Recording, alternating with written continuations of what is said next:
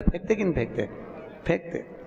क्यों फेंकते? हमने कहा भैया गरुड़ पुराण में लिखा है फूल इसलिए फेंकते हैं श्रद्धांजलि के, मखाना इसलिए फेंकते हैं कि परिवार पूरा फूला फूला छोड़ के गया इसलिए। ये पैसा क्यों फेंकते हैं? तो हमने कहा गरुड़ पुराण में नहीं लिखा, पर हम तो हमारे मन से कहते हैं कि मरने के वाले की छाती पे पैसा इसलिए फेंकते हैं कि पूरी जिंदगी जोड़ जोड़ के मर गया, अब तेरे बाप में दम हो तो उठा ले, उठा। एक एक रुपए के पीछे रात के 10-10 बजे तक बैठा रहा, खाने तक की फुर्सत नहीं मिली, कमाए कमाए कमाए जोड़ जोड़ के मर गया, उठा राम नाम। अरे बोलो तो सत्य है राम नाम, उठा।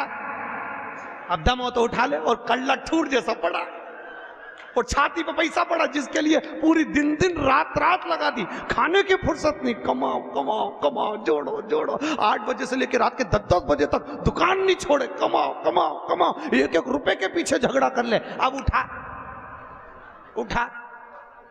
खुद की औलाद खुद की छाती पे फेंक रही, राम नाम सत्य के क्या, उठा ले। अच्छा ऐसा पड़ा, उठा ले। अब तो नाक में भी रुई धरी, उठा, उठाओ। जिसको कमा कमा के मर गए उसी को तुम्हारी छाती पे पटका कि ये रुपया किसी काम का नहीं दादा, कर लिया सो काम है, भज लिया सो राम है, और दे लिया सो दान है। ये शिव महापुराण की कथा यही सीख देती है। इसलिए तो शंकर जी शमशान में बेफिक्र होकर रहते हैं कि अलमारी होए तो चाबी लगाना पड़े, अपन तो खुला छोड़ो और घूमने चलो। का मतलब आग लगे बस्ती में, अपन रहो मस्ती में। का मतलब क्या मतलब? नामदेव जी का चरित्र सुना? नामदेव जी, एक बार नामदेव जी की कुटिया में आग लग गई, गांव के लोग इकट्ठे हुए, उन्होंने नामदेव जी के घर में से गद्दा वगैरह चटाई वगैरह निकाल ली, थोड़ी किताब। नामदेव जी आए, उन्होंने देखा आज तो मेरी कोटिया में आग लग गई, धन्य है रे भगवान, बारे मेरा पांडुरंगा, हरि विठल, गजब करा तूने, आज अग्नि के रूप में आ गया, बारे प्रभु वाह। नामदेव जी से लोगों ने कहा हमने इतना सामान बचा लिया। नामदेव जी बोले काय को बचाया? भगवान आए थे, दे दो, लाओ दो। गद्दा भी पटक दिया, चटाई भी पटक दी, रजाई भी पटक दी। गांव के लोगों ने सोचा अपन ने तो बचाया, बताओ इसको देखो तो सही, पूरा आग में पटक दिया, अगली बार लगने दे आग, अपन एक चीज नहीं बचा। और एक गांव का लोग इसको ओढ़ने के लिए कुछ मत देना, ठंड का समय, ठंड में मर जाएगा अपने आप। नामदेव जी आगी लगी, कुकड़ते कुकड़ते सो रहे हैं। गांव के लोगों ने कहा एक रात सोएगा ना बिना रजाई गद्दा के मर ही जाएगा, मत दो एक भी। गांव के लोगों ने दिया ही नहीं, सब चले गए, इसको सबक देना जरूरी है। नामदेव जी रात को सोए, भगवान ने सोचा अग्नि के रूप में भी मेरा दर्शन करा इस नामदेव ने, मेरा भगत है, ऐसा ठंड में उकड़ उकड़ के मर जाए क्या मतलब। भगवान रात को आके मखवल का गद्दा बिछा के, मखवल की रजाई, सुंदर तकिया, सुंदर झोपड़ा बना के भगवान ने उसको सुलाया। गांव के लोगों ने सोचा चलो चल के देखे जिंदा है कि मर गया। जो जाके देखा वे तो मखवल के गद्दे रजाई में, एक नंबर झोपड़े में सो रिया। नामदेव जी को जगा के गांव के लोगों ने पूछा क्यों इतना जोरदार झोपड़ा किसने बनाया, महल जैसा? कौन आया था, तुम्हारा रिश्तेदार? नामदेव जी बोले हाँ।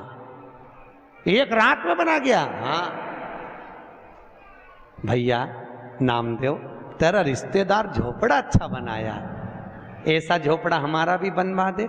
नामदेव ने कहा लगाओ आग।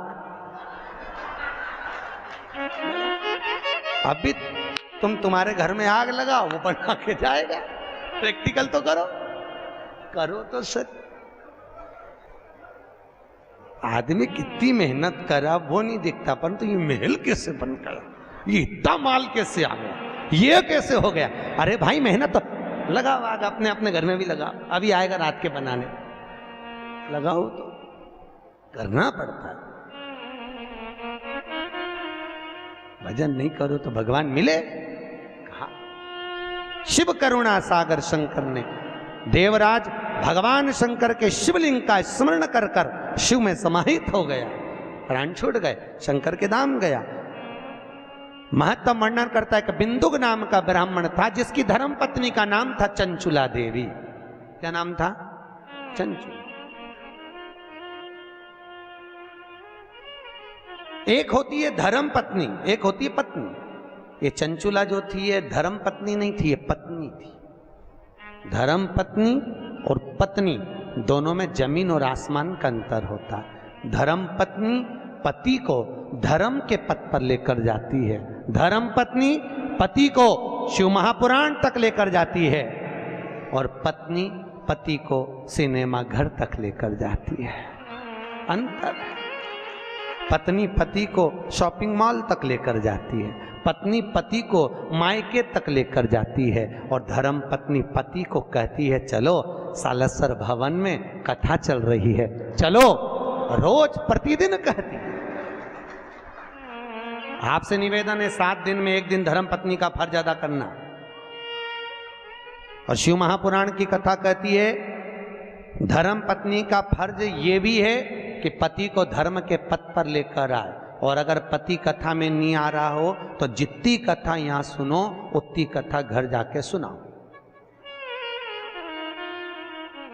यही बात हमने पूना में मंगलवार पेट में कही थी कि जितनी कथा यहां सुनो घर जाके सुनाओ। एक नई नवेली बहू तीसरे दिन कथा में आके बोली गुरुजी आज मेरा सेठ कथा में आया है।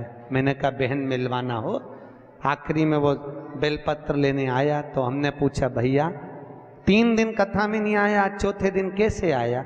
उसने कहा गुरुजी रात को 9 से 12 सुनने से अच्छा है दिन में 2 से 5 सुन लूं। ये पूरी रात बैठ के तुम्हारी कथा सुनाती रहती है। आपसे भी निवेदन है, आप भी प्रतिदिन नियम बना लो, जितनी यहां से सुन के जाओ बस चरण दबा दबा के जी वो सीवर वाला महाराज बोला पूरी कहो।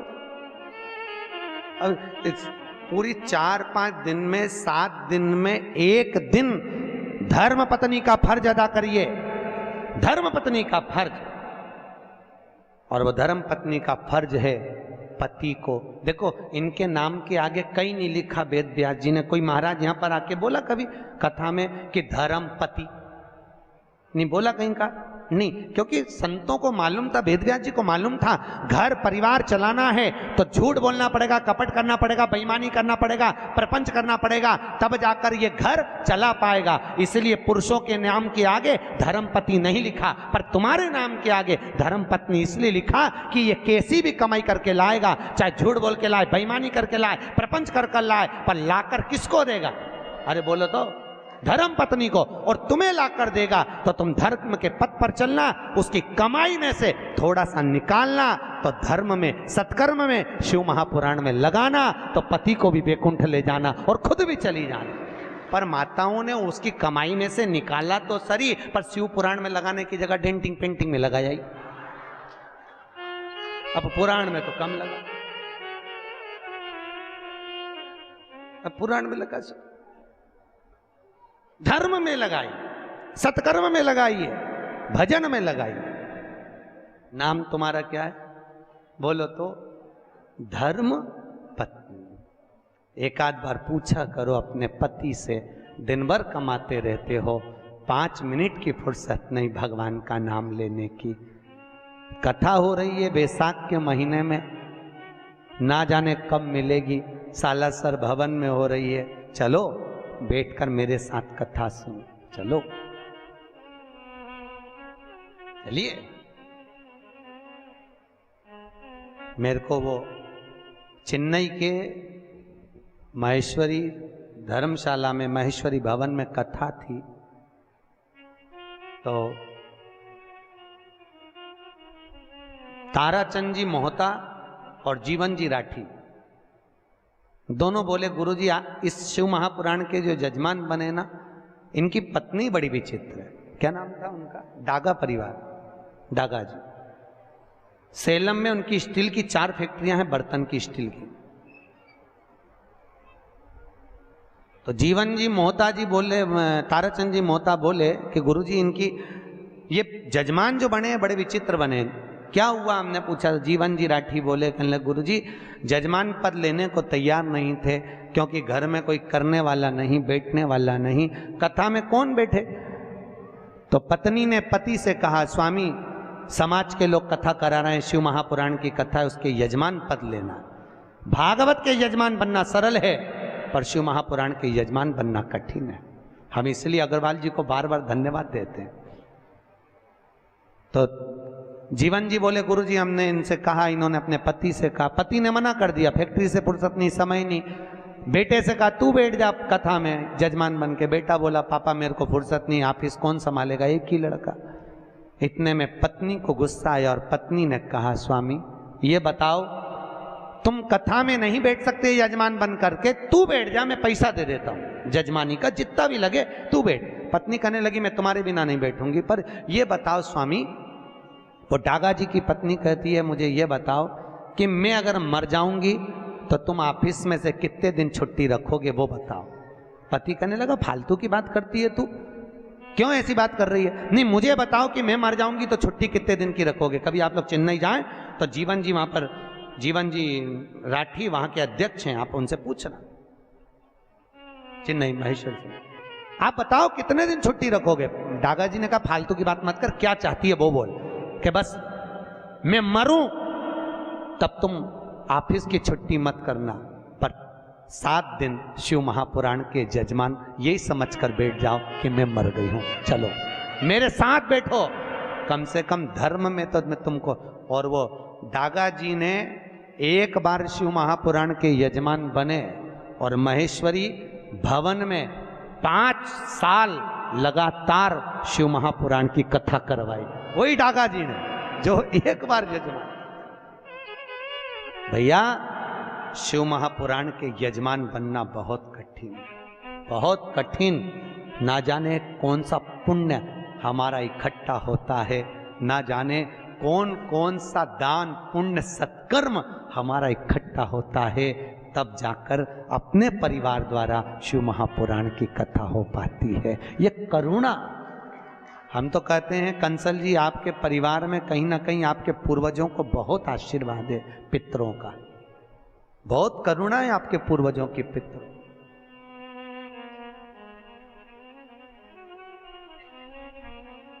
और कथा भी लेने आए तो हमारे वो नीरज भैया सीधे उज्जैन पहुंच गए, महाकाल की नगरी में। हमारी शिव पुराण चल रही थी महेश्वरी महिला मंडल की, सीधे वहां भाभी जी और दोनों नीरज भैया दोनों आ गए, और उनके साथ में उनकी एक बुआ जी भी थी, वो भी साथ में। कहे गुरु जी कथा लेना है, हमने कहा कहाँ लेना है, कहे गुलबर्गा। कौन सी कथा लेना है, कहे शिव महापुराण। हमने पूछा कि बताओ शिव पुराण का मन में किसकी आया, पहले ये बताओ। तो क्या हमारे पापा के मन में बहुत है शिव महापुराण। हमने कहा समझ गए, हमने कहा ये शंकर के शिवलिंग से चिपक गए और ये फेविकॉल का मजबूत जोड़ है, एक बार जो लग गया शिव से फिर वो छूटता नहीं, जो लग गया शंकर छोड़ता नहीं। और हम तो आपसे भी कर रहे हैं, मौका मिले शंकर की कथा को श्रवण करने का, बाबा महेश की कथा को श्रवण करने का, भगवान शिव की शिव महापुराण श्रवण करने का, एक क्षण की देरी ना करें, सुनो, क्षण भर सुनो, आधी में पुनि भले थोड़ा सा। बिंदुक की धर्मपत्नी चंचुला देवी धर्म से दूर थी, सत्कर्म से दूर थी, भगवान की कथा से दूर थी। बिंदुक जो कमा कर लाता वो चंचुला देवी को देता, पर चंचुला का चित्त नहीं लगता। एक दिन बिंदुक धन तो लाया, प्राण छूट गए, पर चोरी का धन लाया था, इसलिए प्रेत योनि में चले गया। प्रेत योनि में चले गया, भटकता रहा। चंचुला देवी को लगा क्या करूं, अब चंचुला देवी बेधव्य हो गई, विधवा हो गई, क्या करा जाए। पूरे नगर के लोग मिलकर आनंद से काशी विश्वनाथ की नगरी में दर्शन करने जा रहे हैं। कहां जा रहे हैं, जम के बोलो, काशी। काशी जानते हो, सब जानते हो, ठीक।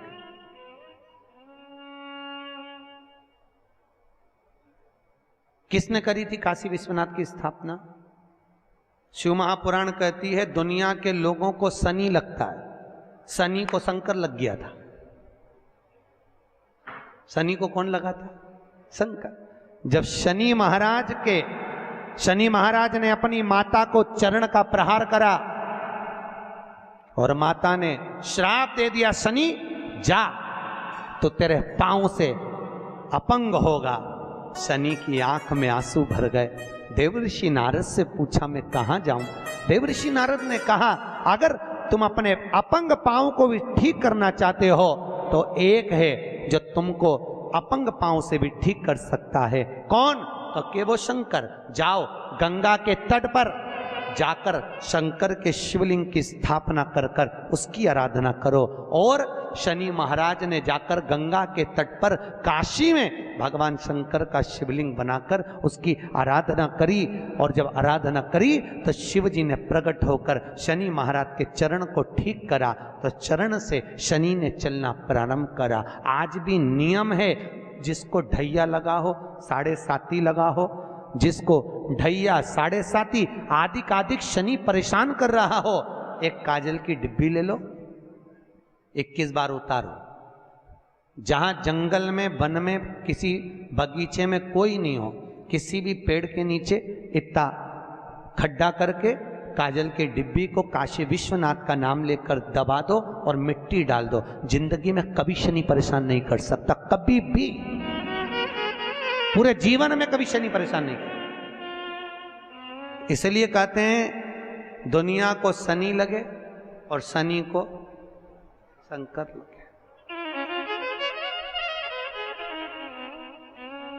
शनि को सारे नगर के लोग काशी चले। काशी जानते हो ना, अभिमुक्त नगरी काशी, मोक्ष नगरी काशी। माता पार्वती जी ने शिव जी से केवल 2 वर मांगे थे, केवल 2 वर माता पार्वती ने मांगे शंकर भगवान से। पहला वर माता पार्वती ने शिव जी से मांगा था, भोलेनाथ वर दीजिए कि जिस पति पत्नी में आपस में झगड़ा हो उसमें प्रेम बढ़े। भगवान शिव ने कहा तथास्तु। आज भी नियम है, पति और पत्नी अगर आपस में झगड़ा करते हैं तो उनमें प्रेम बढ़ता है। तुम देखना, अच्छा प्रैक्टिकल करके देखना। पति झगड़ा करके चले जाए ऑफिस, दुकान, तो वहां से आते से ही पूछेगा क्यों रे तेरी मम्मी कहाँ है? तुरंत पूछे। इतना झगड़ा करके गया है तो पूछे ही मत ही तो कि पत्नी कहाँ है, पर आते से ही पूछेगा कहाँ है। और माता पार्वती ने दूसरा वर मांगा, भोलेनाथ जी वर दीजिए कि काशी में जो मरेगा उसको गुरु मंत्र आपको देना पड़ेगा। शंकर भगवान ने कहा पार्वती कैसी मूर्खों की तरह बात करती है, काशी में मरने वाले को गुरु मंत्र मैं दूं, ये कैसे हो सकता, कैसे होगा? ये हो नहीं सकता,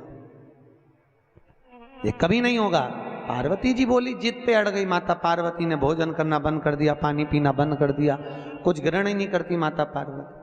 शिव जी को लगा कि ये प्राणों को त्याग देगी। शंकर भगवान ने कहा पार्वती मैं तुझे वर देता हूं कि काशी में मरने वाले को गुरु मंत्र मैं दूंगा। पार्वती ने कहा मुझे कैसे मालूम पड़ेगा कि आपने गुरु मंत्र दिया, तो तू बता क्या करना है। पार्वती जी ने कहा प्रभु आपसे वर मांगती हूं कि काशी में मरने वाले के सीधे कान में आप गुरु मंत्र देना और कान को मोड़ देना, तो मैं समझ जाऊंगी कि काशी में मरने वाले को आपने गुरु मंत्र दे दिया। शंकर जी ने कहा तथास्तु। तो आज भी प्रमाण है, काशी में मरने वाले का सीधा कान अपने आप टेढ़ा हो जाता है। आज भी प्रमाण, जिसके काशी में प्राण छूटते हैं उसका सीधा कान अपने आप टेढ़ा हो जाता है, अपने आप। पहले हमको भी विश्वास नहीं हुआ था कि शिव पुराण में ऐसा लिखा है, ऐसा होता है क्या।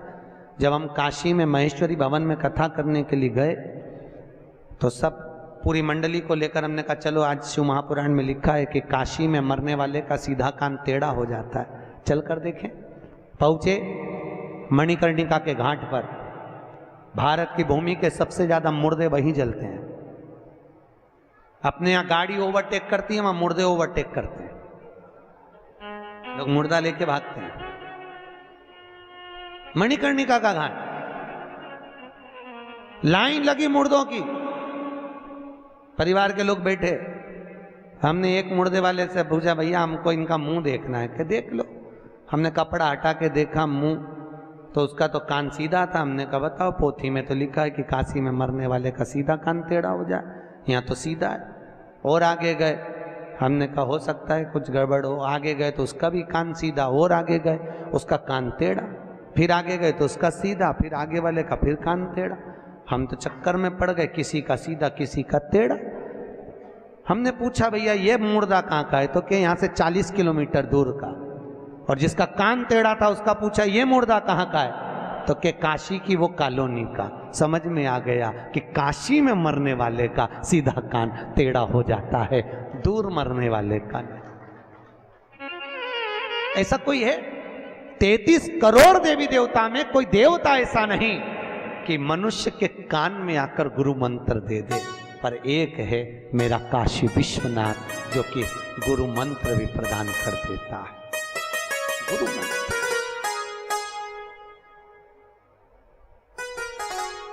इसलिए ओम नमः शिवाय, ओम नमः शिवाय, हरे हरे भोले नमः शिवाय। जपो, जपते रहो, भजन निरंतर करते। शिव का शिव का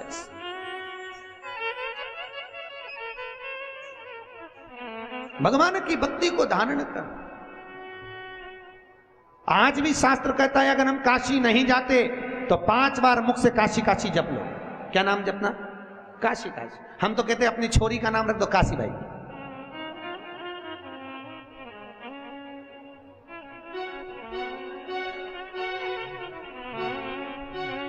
काहे तू गलत काहे का नाम दर्द काशी।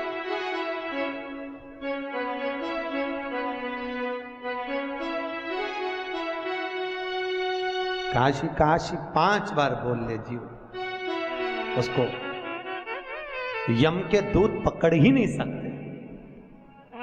काशी काशी बोल लेने पर यमराज बंदी बनाने नहीं आता, फिर आता है तो मेरा महंकाल, मेरा ठाकुर, मेरा, क्योंकि शिवजी जिसको भेजेंगे, नारायण को भेज जाता नारायण आ जाएंगे, ब्रह्मा को भेजा तो ब्रह्मदेव आ जाएंगे।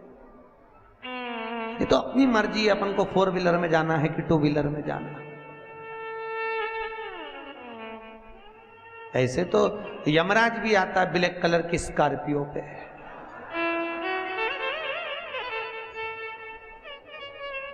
और ऐसे तो भगवान भी आते हैं 2 व्हीलर पर, गरुड़ पर। आते कि नहीं आते? अब मन अपना, अच्छा ईमानदारी से बोलो तो 4 व्हीलर में बैठने में मजा आता है कि 2 व्हीलर पे? सत्य बोलना है। 2 व्हीलर पे क्यों? 4 व्हीलर में पति इधर पत्नी इधर, 2 व्हीलर पे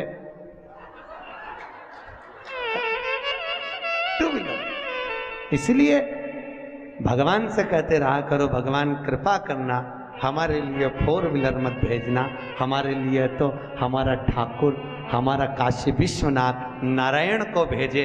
जब वो गरुड़ पर चढ़कर आए, जैसे लक्ष्मी पीछे से बैया डालकर बैठे, ऐसे मैं नारायण के बैया डालूं और उड़कर सीधे चले जाऊं, ऐसी करुणा। नहीं, अगर 4 व्हीलर पे जाना हो, ब्लैक कलर की स्कॉर्पियो पे, तो मर्जी तुम्हारी, मन तुम्हारा।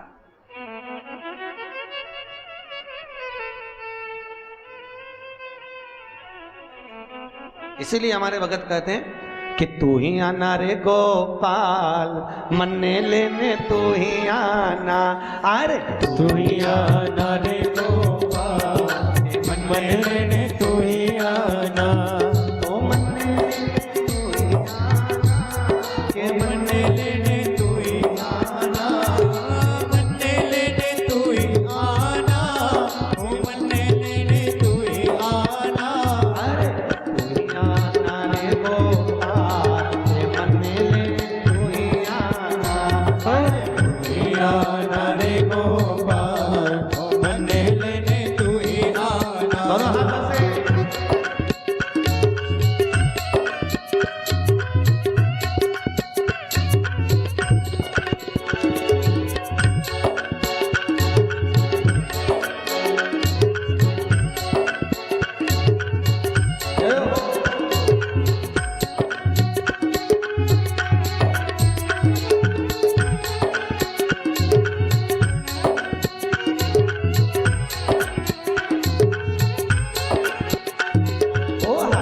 मत लाना काना घोड़े मत लाना, हाथी मत लाना काना घोड़े मत लाना, हाथी मत लाना काना घोड़े मत लाना, हाथी मत लाना काना घोड़े मत लाना। ओ लाना जय हो, ओ लाना गऊ में हो, मरने लेने कोई आना, हो, आना गऊ में साए मन्ने लेने तू ही आना।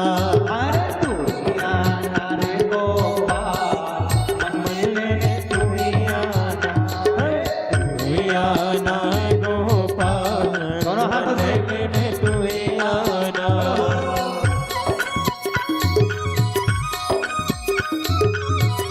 बड़े भाव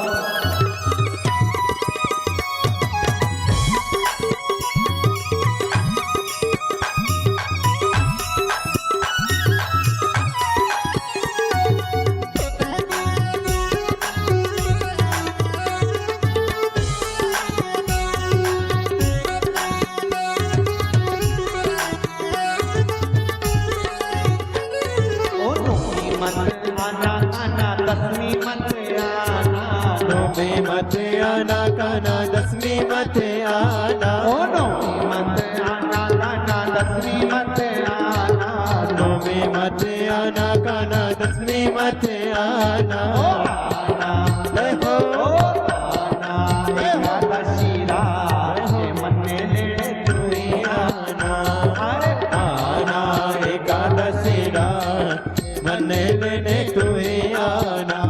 ओ मन्ने लेने तू ही आना, के मन्ने लेने तू ही आना, मन्ने लेने तू ही आना, मन्ने लेने तू ही आना। अरे तू ही आना रे गोपाल, मन्ने लेने तू ही आना, तू ही आना रे गोपाल, मन्ने लेने तू ही आना। हो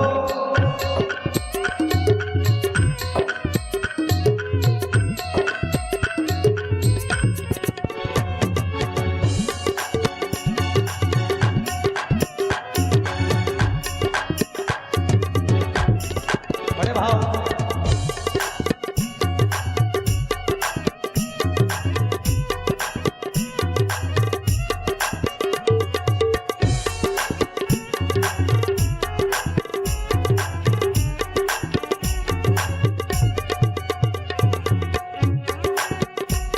बड़े आनंद से ताली से बजे बड़े भाव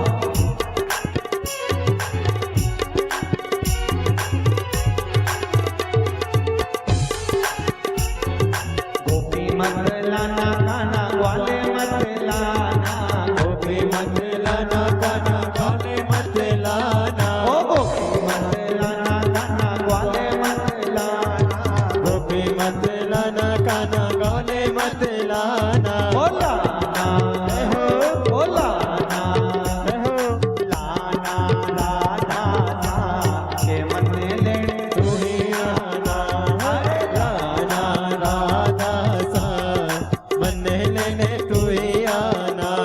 ओ मन्ने लेने तू ही आना, के मन्ने लेने तू ही आना, मन्ने लेने तू ही आना, मन्ने लेने तू ही आना। अरे तू ही आना रे गोपाल, मन्ने लेने तू ही आना, अरे तू ही आना रे गोपाल, मन्ने लेने तू ही आना।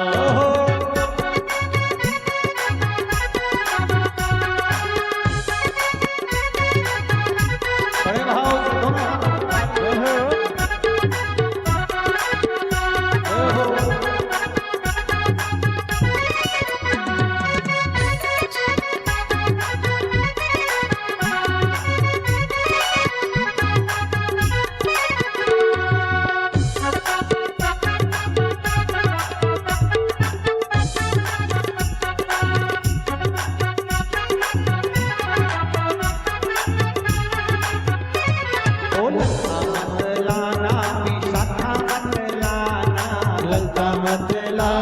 विशाखा मत लाना, ओ ललता मत लाना, विशाखा मत लाना, ललता मत लाना, साका मत लाना, लाना रे हो, लाना रे हो, लाना रुक्मणी साथ कोई आना हो, लाना रुक्मणी साथ मन लेने तू ही आना, ओ मन लेने तू ही आना, ए मन लेने तू ही आना, मन लेने तू ही आना, मन लेने तू ही आना, अरे तू ही आना रे गोपाल, ए मन लेने तू ही आना हो, आना रे गोपाल, मन लेने तू ही आना, अरे तू ही आना रे गोपाल, ए मन लेने तू ही आना, तू ही आना रे गोपाल, मन लेने तू ही आना, मन लेने तू ही आना, मन लेने तू ही आना, मन लेने तू ही आना, मन लेने तू ही आना। हर हर महादेव भगवान काशी विश्वनाथ शिव शंकर को घड़ीदानी दयालु दाता करुणा सागर ने करुणा करी। चंचुला देवी आज काशी जा रही है पूरे नगर के साथ, और माता चंचुला देवी ने आज काशी में पहुंचकर किसी ब्राह्मण के मुख से गंगा जी के तट पर शिव महापुराण की कथा को श्रवण किया, और शिव कथा ऐसी सुनी माता चंचुला देवी ने कि शिव के धाम में माता पार्वती जी की सखी बन गई। रिटर्न पार्वती की सखी, और माता पार्वती जी की जब सखी बन गई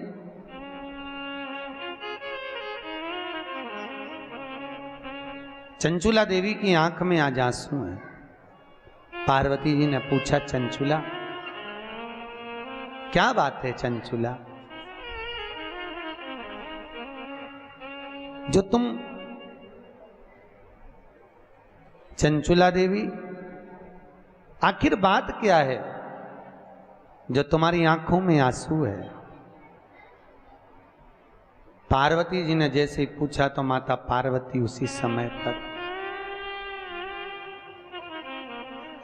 चंचुला देवी के शब्दों को सुना। चंचुला ने कहा, मेरा पति प्रेत योनि में भटक रहा है, उसको मुक्ति नहीं मिल रही, मैं क्या करूं कि मोक्ष मिले? पार्वती जी ने कहा, एक काम करो चंचुला देवी, तुम एक बार शिव महापुराण की कथा करवाओ, उससे जीव किसी भी योनि में हो वो मोक्ष पा जाता। चंचुला देवी ने कहा, कथा किससे करवाऊं? भागवत हो तो ब्राह्मण कर देवे, रामायण हो तो ब्राह्मण कर देवे, क्योंकि भागवत रामायण गीता आदि कादिक में जो भेंट चढ़ती है वो तो काम में आ भी जाए, पर शिव महापुराण में तो भेंट का भी महत्वता है। किससे करवाया? पार्वती जी ने कहा, एक काम करो नारद जी के पास जाओ। नारद जी, तो नारद जी के पास चंचुला देवी ने जाकर कहा, नारद जी आप हमारे पति के मोक्षार्थ शिव महापुराण की कथा कर दी। शिव पुराण। नारद जी ने कहा, भैया कथा तो मैं कर नहीं सकता, क्योंकि मुझे तो श्राप लगा है कि मैं एक जगह पे बैठ नहीं सकता। अच्छा, नारद जी को जो श्राप लगा, ऐसा श्राप किसी किसी को लगा रहता है, ऐसा नहीं है। कथा सुनने सब आते हैं, नारद भी आता, निंद्रा देवी भी आती। कोई कथा में सो रहा हो, नींद आ जाए तो समझ लो कुंभकर्ण की पत्नी आज कथा में आ गई, ठीक है। और कोई कोई व्यक्ति फिर आए फिर जाए, फिर आए फिर जाए, फिर आए फिर जाए, समझ लो उसमें नारद भरा गया है, क्योंकि नारद को श्राप लगा, एक जगह नहीं बैठ सकता।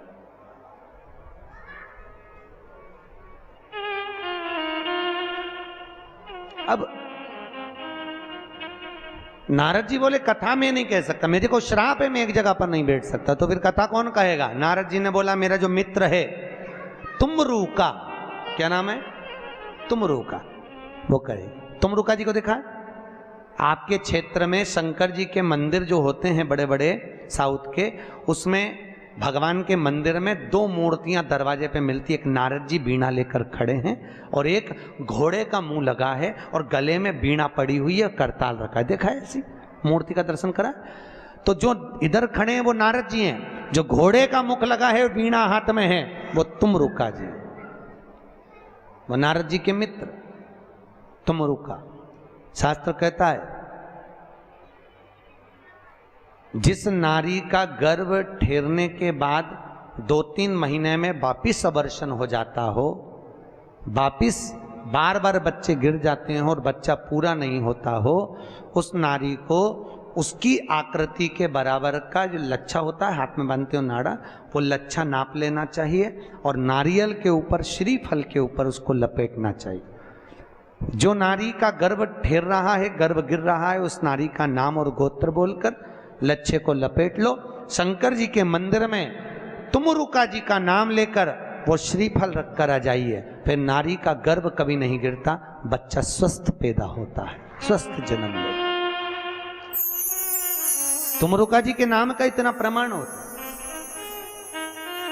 है। जो बच्चा रात में गंदगी करता हो, सूसू कर देता हो, बच्चे को सुध नहीं रहती हो, माइंड से बच्चा विकलांग हो, पढ़ने में चित्त नहीं लगता हो, विद्या में कमजोर हो, तो शंकर जी के शिवलिंग के पास में जाकर उस बच्चे का नाम लेकर शिव जी के शिवलिंग पर चंदन से ओम बना दो उस बच्चे का नाम लेकर, और तुमरुका जी का नाम लेकर ओम बनाने के तुरंत बाद जल चढ़ा दीजिए। वो बच्चा रात में गंदगी करना, सुसु करना बंद कर देता है। तुमरुका जी का,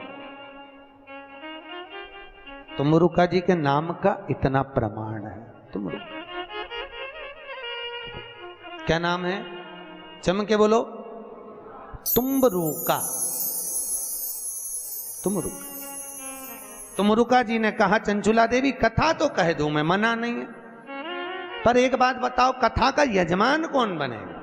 चंचुला देवी ने कहा मैं बनूंगी। नहीं नहीं, अगर शिव महापुराण का यजमान कोई बने तो पति और पत्नी बैठकर अगर कथा का रसपान करें तो मैं कथा कहूं। इतने में चंचुला देवी तो आंख में आंसू भर दी, मैं बेधव्य में कैसे जजमान बनूं। अब जजमान कौन बनेगा? जजमान किसको बनाया जाए? बड़ी आंख में रोती हुई आई पार्वती ने कहा चिंता क्यों करती है, शिव की कथा है, शंकर जी से विनती कर। शंकर जी से विनती करी।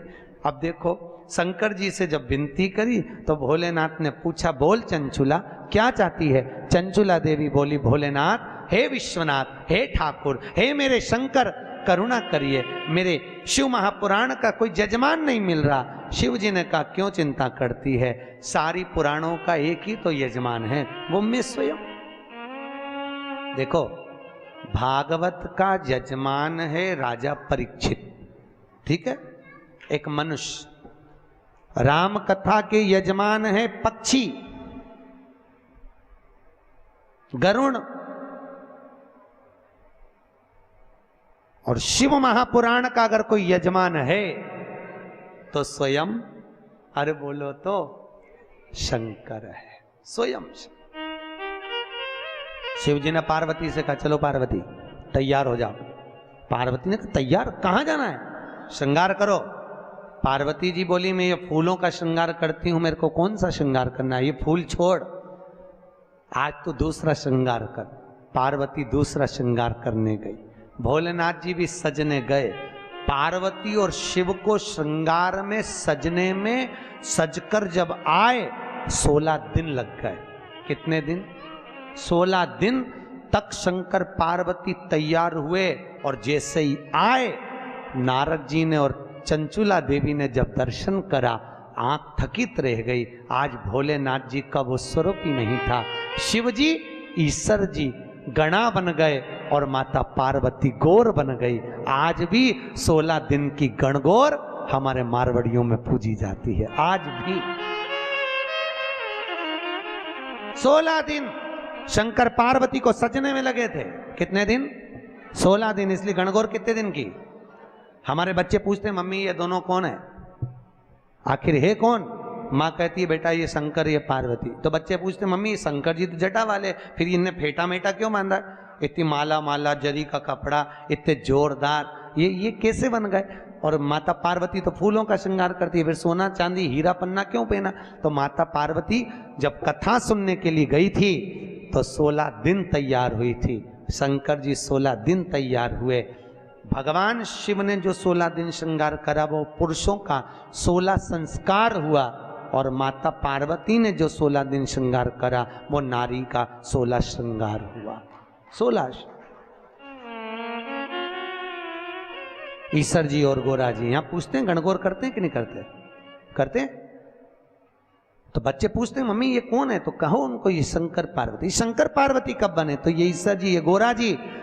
शिव महापुराण की कथा सुनने जब तुमरुका जी के दरवाजे पर गए थे, दोनों 16 दिन तक तैयार होकर गए थे। हमारा तो जजमान से निवेदन है 7 दिन की कथा सुनने बैठो तो शंकर पार्वती की गादी पर बैठकर सुन रहे हो, ईश्वर जी गोरा जी बनकर सुन रहे हो। अच्छे जोरदार खूब झामर झुमके की साड़ी माड़ी, ऐसा जोरदार बोर नथनी झुमका कर दो ना, ऐसा सब पहन के। और जजमान से भी निवेदन है बढ़िया जरा माले में कंठी मंठी जोरदार तुर्रा तुर्री लगा के कथा सुनना चाहिए है।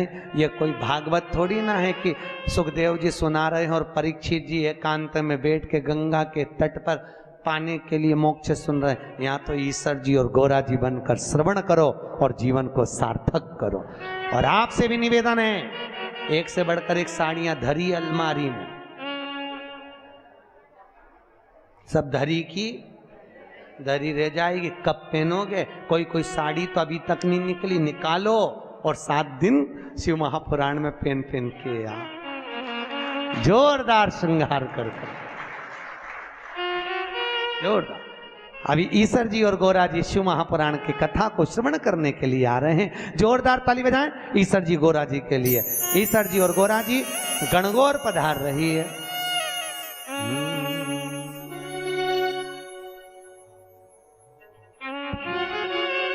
शिव शंकर चले कैलाश बुंदिया पड़ने, शिव शंकर चले कैलाश बुंदिया। ईश्वर जी गोरा जी आ रहे हैं, जोरदार ताली बजाएं।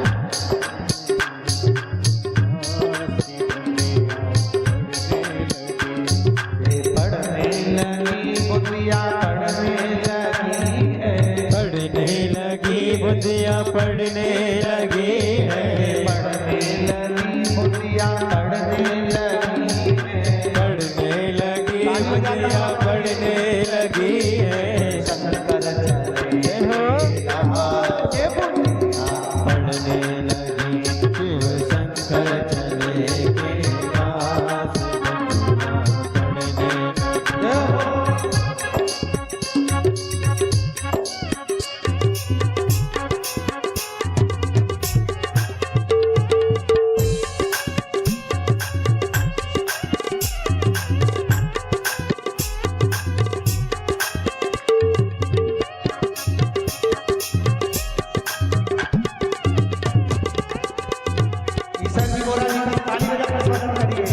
बोल गणगौर महारानी की।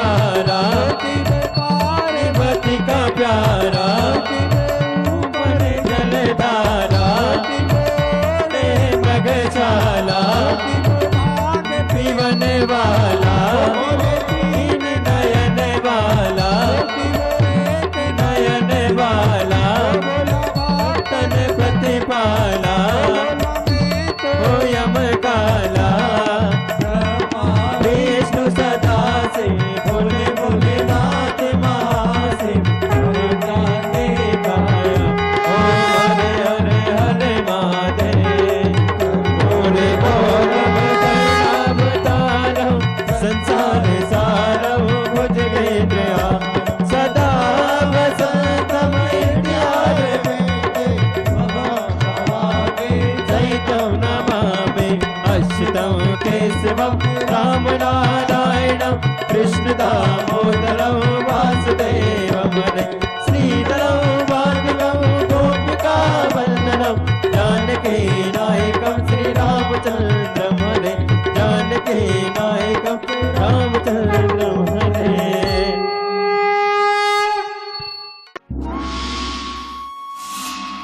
कल्लू जी ठाकुर जी तुलसा जी के विवाह के उपलक्ष्य में कार्तिक के पावन महीने में विशाल 108 श्रीमद् भागवत कथा का आयोजन पूज्य गुरुदेव पंडित श्री प्रदीप जी मिश्रा की जन्मस्थली सीहोर मध्य प्रदेश में दिनांक 14 से 20 नवंबर 2018 को किया जा रहा है। अतः इस पुनीत पावन भगवान के विवाह के उपलक्ष्य में आप भागवत पोथी बिठा सकते हैं एवं भगवान के विवाह में सम्मिलित होने का पावन अवसर पा सकते हैं। आप सह परिवार अवश्य पधारें।